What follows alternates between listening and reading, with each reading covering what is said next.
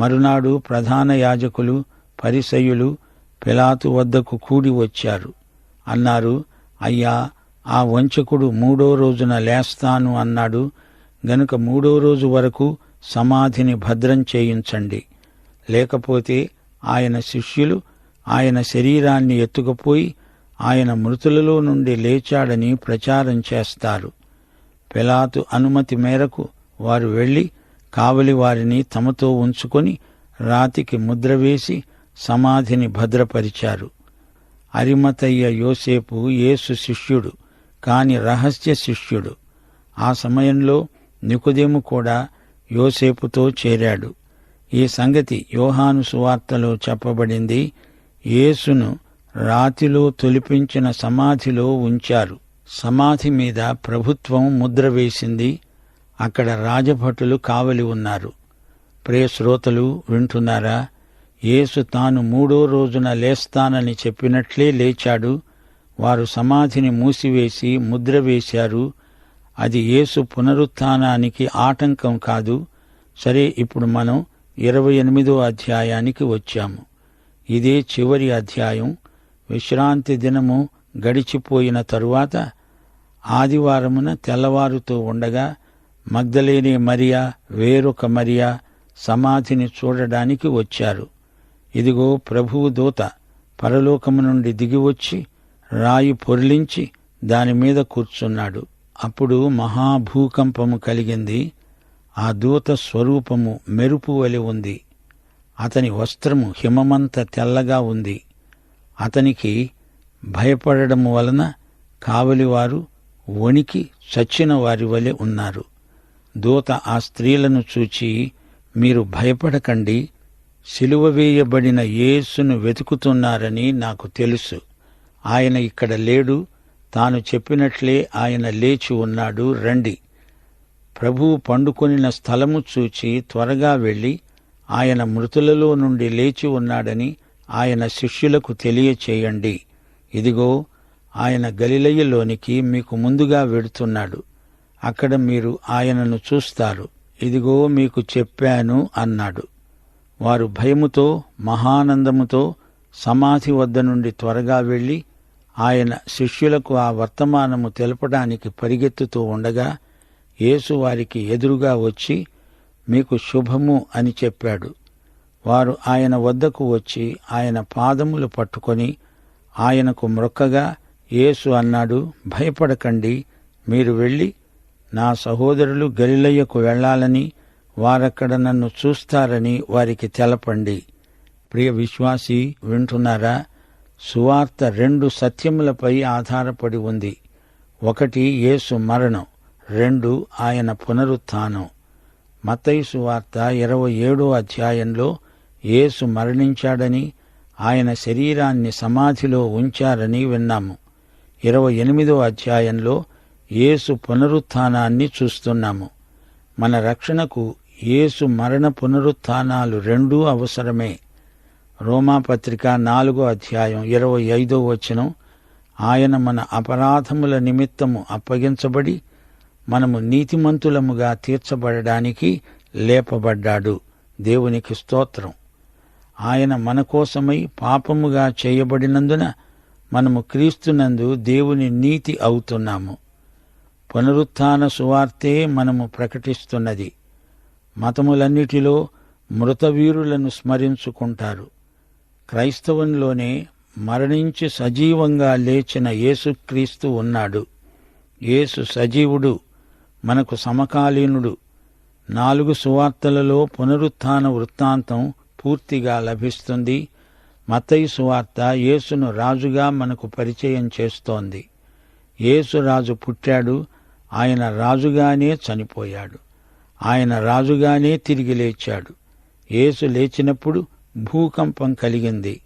దేవదూతలు దిగివచ్చారు. సమాధి మీది రాయి దొర్లించబడింది. కావలివారు భయపడ్డారు.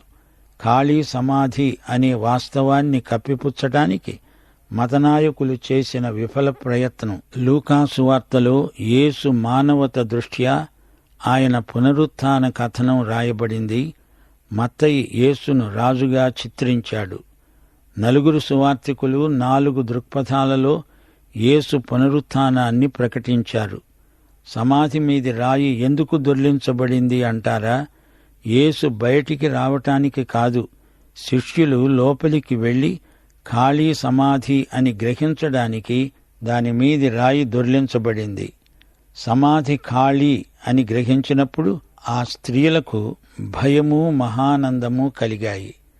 యోహాను సువార్త 20వ అధ్యాయం 17వ వచనంలో ప్రభువు మగ్దలేనే మరియతో, నన్ను ముట్టుకొనవద్దు, తండ్రి వద్దకు ఎక్కిపోతున్నాను అని సోదరులతో చెప్పు అన్నాడు. అయితే మత్తయి సువార్తలో స్త్రీలతో దూత చెప్పాడు, తాను చెప్పినట్లే ఆయన లేచాడు.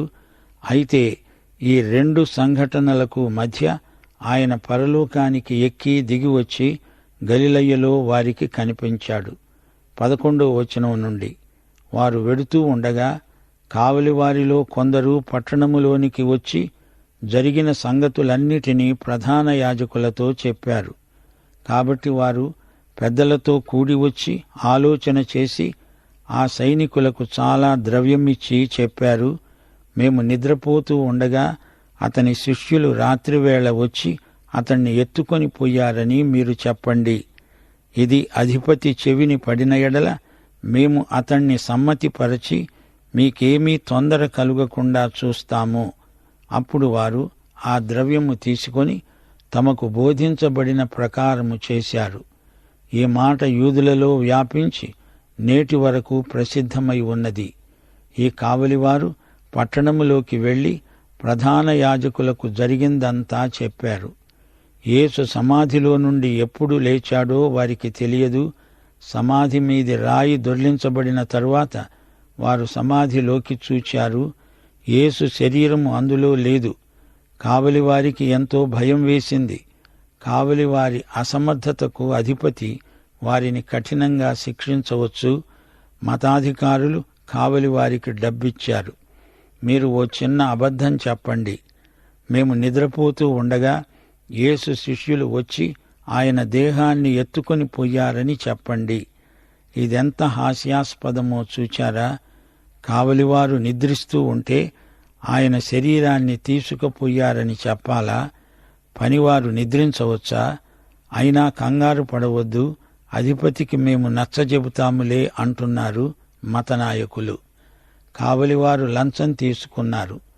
మతాధికారులు వారికి హామీ ఇస్తున్నారు. మతాధికారులు చెప్పమన్నట్లే వారు చెప్పారు. యేసు పునరుత్థానం నిజం కాదనే వాదం 1వ శతాబ్దంలో ఈ మత గురువులతోనే మొదలైంది. ప్రజలలో అల్పవిశ్వాసం, అవిశ్వాసం కలిగించడానికి సైతాను చేసే అబద్ధ ప్రచారం ఇలాగే ఉంటుంది. అయితే నిజం దాగదు, దాన్ని ఎవరూ కప్పిపుచ్చజాలరు.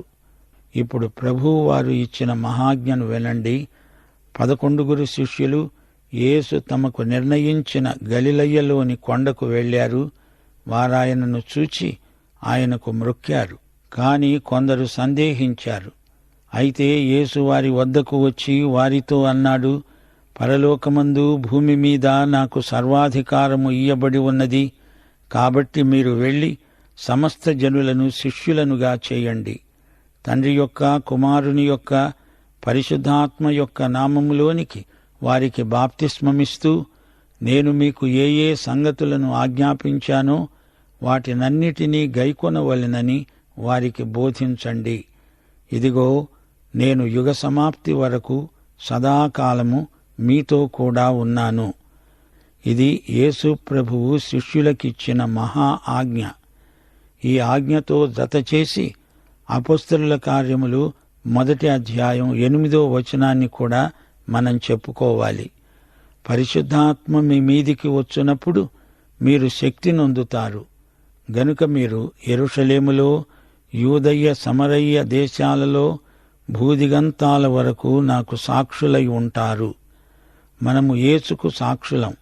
పరిశుద్ధాత్మ శక్తి గలవారమై లోకమంతటా మనము యేసు శిష్యులమై జీవిస్తాము, సేవిస్తాము. గలిలయ కొండ మీద 11 శిష్యులు ప్రభువును ఆరాధించారు. అయితే కొందరు సందేహించారు. నాటి నుండి నేటి వరకు కొందరికి సందేహం ఉంటూనే ఉంది. ఆరాధికులు కొందరు, సంశయాత్మ గలవారు కొందరు, కొందరటు కొందరిటు. నాకు సర్వాధికారము ఇవ్వబడి ఉన్నది అంటే ఆయన రాజుగా మాట్లాడుతున్నాడు. ఆయన సర్వాధికారి. సమస్త జనులను అనగా జాతులను నాకు శిష్యులనుగా చేయండి. ఇది మహాశ్రమల కాలంలో 1000 ఏండ్ల పరిపాలనలో అమలులోకి వచ్చే ఆజ్ఞ. అయితే ఈ రోజున కూడా మనకిది వర్తిస్తుంది. తండ్రి యొక్క, కుమారుని యొక్క, పరిశుద్ధాత్మ యొక్క నామములోనికి బాప్తిస్మమివ్వండి. ఇది నీటి బాప్తిస్మం.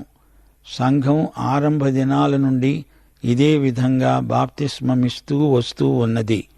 1 కొరింథీ 1:14-17 వరకు పౌలు అంటున్నాడు, నా నామమున మీరు బాప్తిస్మము పొందారని ఎవరైనా చెప్పకుండునట్లు క్రిస్పునకు గాయికి తప్ప మరి ఎవనికీ నేను బాప్తిస్మమివ్వలేదు. అందుకై దేవునికి కృతజ్ఞతాస్తుతులు సమర్పిస్తున్నాను. స్తెఫను ఇంటివారికి బాప్తిస్మమిచ్చాను, వీరికి తప్ప మరి ఎవరికైనా బాప్తిస్మమిచ్చానేమో నేనెరుగను. బాప్తిస్మమివ్వడానికి క్రీస్తు నన్ను పంపలేదు గాని క్రీస్తు యేసు యొక్క శిలువ వ్యర్థము కాకుండానట్లు వాక్చాతుర్యము లేకుండా సువార్త ప్రకటించడానికే ఆయన నన్ను పంపాడు. ఆదిమ సంఘములో బాప్తిస్మము అనే సంస్కారము తండ్రి యొక్క, కుమారుని యొక్క, పరిశుద్ధాత్మ యొక్క నామమున అమలుపరచబడింది. త్రియేక దేవుని నామమున విశ్వాసులకు బాప్తిస్మమిచ్చారు. నేను మీకు ఏ సంగతులను ఆజ్ఞాపించానో వాటినన్నిటినీ గైకొనవలెనని వారికి బోధించండి. బోధన పరిచర్య సంఘానికి అప్పగించబడింది. ఎఫెసీ పత్రిక 4:11 మనమందరము విశ్వాస విషయములో, దేవుని కుమారుని గూర్చిన జ్ఞాన విషయములో ఏకత్వము పొంది సంపూర్ణ పురుషులమవ్వాలి. సువార్తలలోనే కాదు, పత్రికలలో కూడా ఎంతో బోధ ఉన్నది. 1 తెస్సలోని పత్రిక 4:2 మీరు ఏలాగు నడుచుకొని దేవుణ్ణి సంతోషపరచాలో మా వలన నేర్చుకొన్న ప్రకారముగా మీరు నడుచుకుంటున్నారు. మత్తయి సువార్త ముగింపులో ప్రభువు ఇచ్చిన హామీ ప్రకటించబడింది.